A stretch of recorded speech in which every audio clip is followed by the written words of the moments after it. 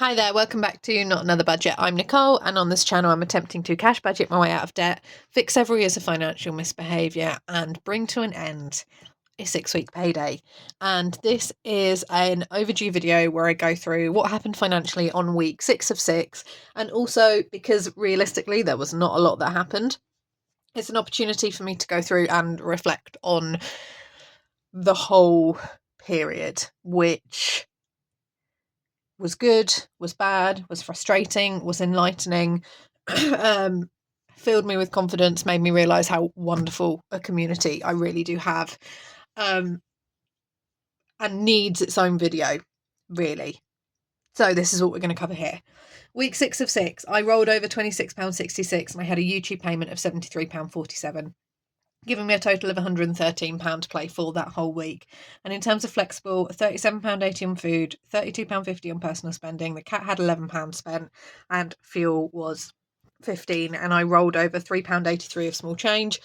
That went into my small change jar that you would have seen me do that first small change cash stuffing, something like this, basically.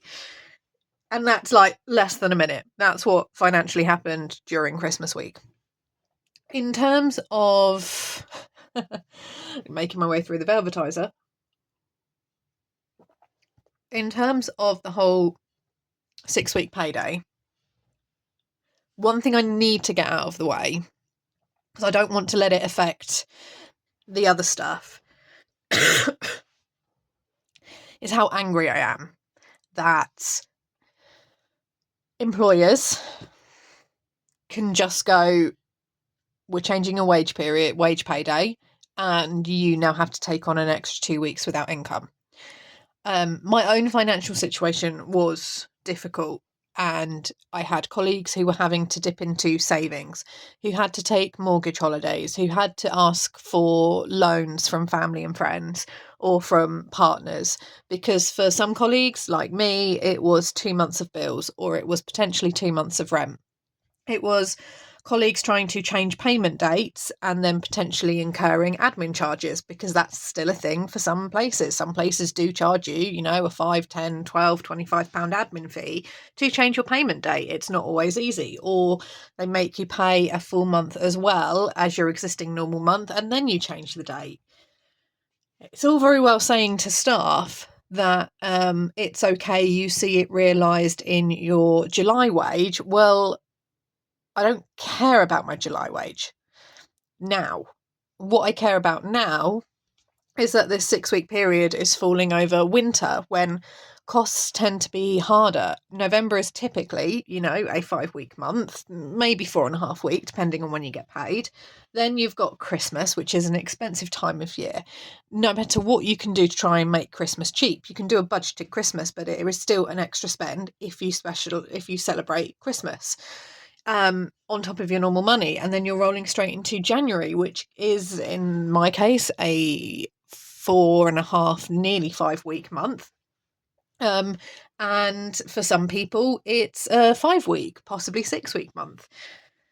There was no rationale that we as staff and employees could see. And if I add in my own situation, labouring and having been told that the changeover would happen on a certain date, and then to be told 4 days before my October payday that actually it was happening then, forced me into having to insist and be a pain to HR and go, no, you can't, with 4 days notice, tell me that the information which I have in writing and before I signed a contract was wrong.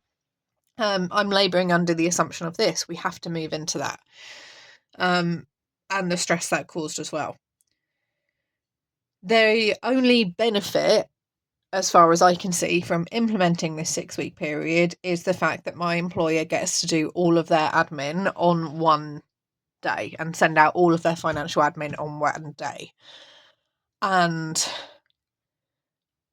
the impact it had on staff at a really difficult time of year when things weren't going great in the school absolutely destroyed staff morale. It was not the time, and staff morale and well-being has not recovered. And I'm going to put my own in there. I was really lucky because I had to crawl back on hand and knee to my community who I had left in October because my mental health took a really, really, really bad deep dive again, and there was lots going on, and I wasn't necessarily ready, but I had to come back. I had to squeeze out videos and eke out content in the hope that I could get watch hours in and hit the monetization period. Well, I monetized, but hit the payout for December, because that then became essential. And I didn't know if what I was delivering was good content. I didn't know necessarily if I would do that, but I know that I had to have a go. And this was during a really busy teaching time as well. So I was definitely burning the candle at both ends. And I was quite open about the fact that this is why I'm releasing daily videos. This is why I'm doing Budgetmas. And all throughout that period, things were really, really, really difficult at school. They were difficult because the autumn term is super long and super stressful. We'd lost our head teacher. I'd suffered an injury, which was impacting my ability to teach in the way that I normally had. There was an awful lot of upheaval, which the kids were picking up on and not responding well to. Upheaval, which is still continuing. And then on the back of that, we had navigating a 6-week pay period, navigating Christmas, navigating kind of rural weather challenges, and having to come home and go, I just need to film and release something. I don't know that the content I put out was good, and this is certainly not a video where I go, give me validation for all the content I put out. Like, I don't know if what I was releasing was good content, but what I do know and cannot and still don't have words for is how fantastically and how amazingly the community, the Not Another Budget viewers and the Budgeting UK community went, don't worry, we've got you. And that blew me away, and it still blows me away. In the middle of all that, I, took the plunge and launched products, digital only, and then some physical products. And you guys sold me out of my physical products, so much so that I'm still going through and restocking and planning, and had to turn off physical products because I was going to get to the point where I was going to chase my tail constantly, and those will be turned back on and those will be available again in better quality and greater quantities as of the end of this month. So there is an anticipated release date of the 30th, and with both national and international postage. I wouldn't have been able to do that, and I wouldn't have taken the plunge and been brave enough to go, all of these things which I've been designing and working on for myself and playing with in the background, I just need to see this. And a large number of my viewers and commenters and engagers and supporters just went, it's fine, like, it's okay, we've got you. And the generosity of my channel, viewers, watchers and subscribers, still leaves me pretty speechless. And I don't think there's any way I can repay the help I got, because I wouldn't have been able to genuinely make it through financially. It was and felt like an impossible task. That's that bit of it out the way. I felt like, if you've been around here for a while, you'll know that me doing weekly budget reconciliations is not a strength of mine.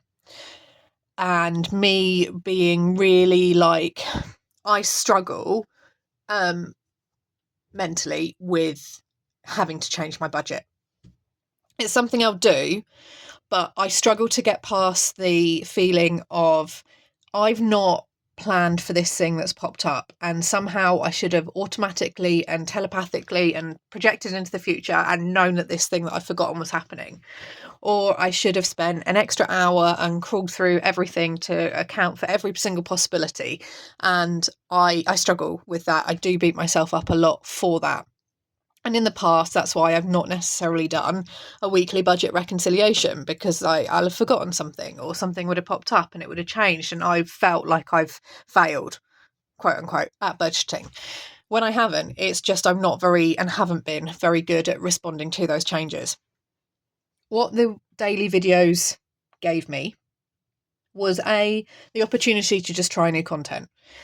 And as we've seen, I can't really maintain daily videos going forward once teaching has renewed. I definitely had that 3-week pocket to do that. It has helped, doing Budgetmas has helped and is giving me an income in January. And I do need to make sure I hit the payout threshold for February. So I will be putting out more videos more regularly. I've definitely struggled with that adjustment back, both into teaching and then the content that I need to release. However, the practice of releasing videos weekly, in terms of a weekly reconciliation, has helped me have a greater overview. It's helped me be more flexible. It's helped me feel like, do you know what, I can just explain that this has happened and it's fine. And some people may not like it and some people may like it, and it is what it is. Ultimately, it's my money and my life. And it's given me that extra little bit of confidence and that extra little bit of like, the world is not going to end because I haven't anticipated something which I had no way of knowing would pop up. Or the world is not going to end because I was really tired and I was running around like a fool trying to do 10 things at once and I forgot this one thing. Just make a note of it and move on. And equally, going back to basics when you're in an absolute financial crisis of a pen and a lined paper was probably the best thing that I did, because it wasn't savings challenges and it wasn't budgeting planners that I use that got me out of this mess in terms of being organised and tracking. With what I was dealing with and stuff here, I didn't need fancy things. And that is a big takeaway when you're just starting out with budgeting, or you need to just strip everything back. Just go back to a very, very basic Excel spreadsheet and a calculator or a lined pad and paper, because this is what I struck with. And it kind of gave me permission to go and cross things out and make things look messy, because when we do invest in planners that we print ourselves or we pay out to have something delivered to us, you don't ever want to ruin them because they look so nice and they're really good quality. And that can also affect how we use them. It's certainly something that I've noticed with myself, and I don't know if that's the same as you.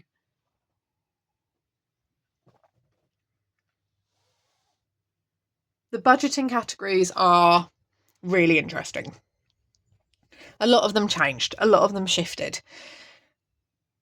One thing I wasn't really doing beforehand was using effectively a calendar, a literal breakdown of what is my week looking like. Well, I kind of was, but it was more preset and predetermined. I was never taking it and personalising it and making it my own. I was looking and going, okay, well, my week doesn't run like this, so I can't use this day and I can't do this. And actually what I've done is completely taken that and flipped it on its head. And I kept revisiting that calendar every time my plans changed to keep me focused and going, right, when is my money coming in? When is it going out? What is going on? I'm juggling multiple different things coming in. I made the decision to turn off Vinted on 2 weeks up to Christmas, because I realised that whilst financially, yes, having that money in would be ideal, I saw that my January, even though I was getting paid at the end of December, I saw the length of the month and went, there's things I want to do and there's things that are going to take place. And equally, I don't want to be chasing and panicking over parcels not getting delivered on the run up to Christmas, or buyers thinking that they're going to get their item the next day before Christmas, because there is that misunderstanding as Vinted gets more popular that actually the item can be here next day. And that's not the case at all. So I made the decision to reduce my stress there, knowing financially it would have an impact, but actually my well-being would be much better. And I've taken those items and have rolled them into January and actually realised that I want a savings focus. Here's how I can do that. I made the decision to go ahead and pay 2 months rent. I knew that I would have 2 months rent to pay because of how the pay periods versus my rent payments had fallen. So on the day I got my wages in November, I paid November's rent and December's rent and left myself with £236 for the rest of the 6 weeks. That therefore meant that big payment was out of the way. And I think if you go back and watch those videos over that period, I was like, this feels horrible. And it did feel horrible. because I wanted the security blanket of looking at a bank balance that was artificially inflated, because I had things to pay that the money was not in the bank account for. But I wanted the security blanket of looking at, say, a balance of £700 and going, it's fine, I've got £700 for 6 weeks, when it wasn't the case at all. And I used £700 as a rough random number. But actually, one thing that became really, really clear was, despite how well the community supported me and all of the work I was doing behind the scenes as well, that there was no way, even with all of those things happening, that I would have been able to pay December's rent had I not paid for that. I would have lulled myself into a false sense of security and chipped away, £5 or £10 here, and then it wouldn't have been there. Actually, it gave me better control. Paying those 2 big payments straight away and then going, right, well, I just need to get the money in this week. What are we going to do about it? Worked. It's not maintainable in the long run. I was exhausted. I was very, very, very ill this week. Not with cold and flu, but just, I need to walk up the stairs. Oh, now I'm so tired, I need to take a nap. It was very, very strange, mentally drained. And that also has an impact as well. While I'm really glad that the 6-week period gave opportunities, it pushed me into doing things, and it forced me to be brave, and it really forced me to look and break down my numbers and make financial decisions that are good financial decisions, even if they make you feel crap. I'm really angry that it did happen. And that's why it's really important to reflect on this. Putting employees through this is not okay at all, unless you were going to directly compensate them immediately on that paycheck for the 2 weeks. It's also taught me, going into the first quarter of this year, that I need to stack savings behind me for both me and for Bowie, because I had to put certain things off that he needs probably medically. Case in point, he was being pushed to have another blood test, whether I agree with that or not. It was a case of, are we going to run out of heart medicine before I can pay for it?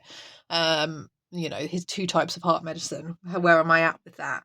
And this period has made me really, really aware that despite my debt, which is not going away, I'm very much aware of that, and it does need to be tackled this year. Actually, I need to get a bit of backing behind me, because I going 6 weeks without payday, can be frustrating.